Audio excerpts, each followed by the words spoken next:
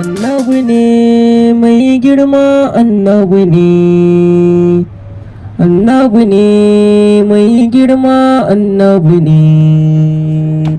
To abu na gaba shine abin da ake cewa compressor. Duk abin da yake cikin compressor yana cikin nan list in dynamic. Duk abin da yake da suna dynamic shine ake cewa compressor. Ga sunan dukkanin compressor ne, zaka gani alama com gashi nan. Kaga shi wani sunan shi ma air compressor. Duka da sunan su da su dinga bada. Yawa ka gani? To wanda zamu yi amfani da shi shine compressor na pop filter C2. Gashi C2. Shi kuma ya ake setting din shi wannan?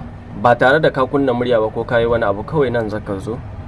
Ka zo nan vocal, idan ka zo vocal sai ka zo nan Pro Voice over PM. An gani da kyau? Sai ka danna. Idan ka danna zaka ga ya canza shi da kanshi. To idan ya canza me zaka yi? Nan zaka zo. Nan yana akan mastering ne, kai kuma murya ce zaka yi ma wannan inka compression ɗinka. Kenan sai ka maida shi akan vocal.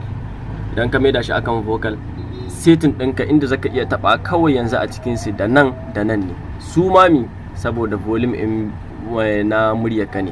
Yanzu misali mu kunna Mai girma, annabi ne. Idan muka rage shi haka, Annabi ne.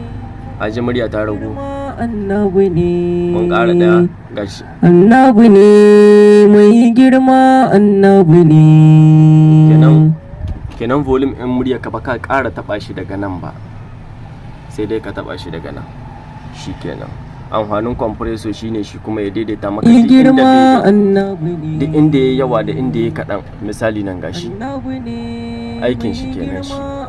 Inda ya yawa ya ɗaga shi, inda ya kaɗan ya rage shi. Shi ne aikin shi.